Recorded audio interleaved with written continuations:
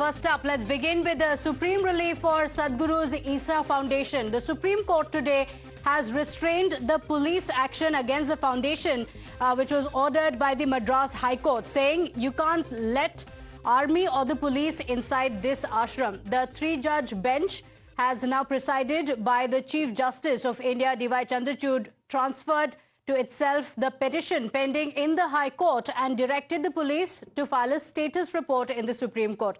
Now, instead of the High Court, earlier the High Court was hearing the habeas corpus petition by a man who claimed that his two daughters were held by force at the ashram.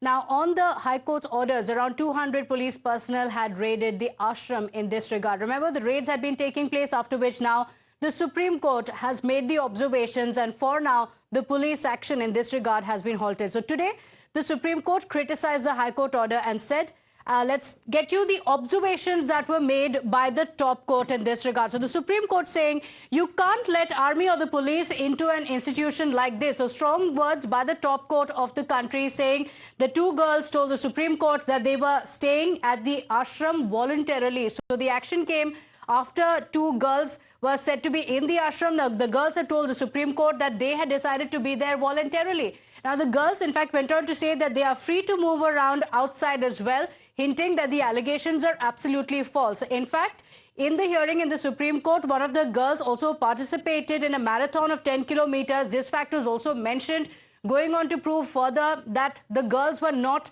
kept against their will. In fact, the Supreme Court also made a mention of the issue being a religious freedom issue, and it's a very urgent and a serious issue at that.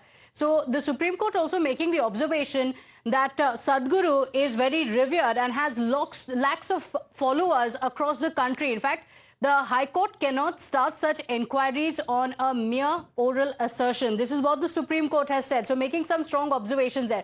In fact, these observations came after the two girls had also deposed before the Supreme Court virtually and contended that their father was harassing them.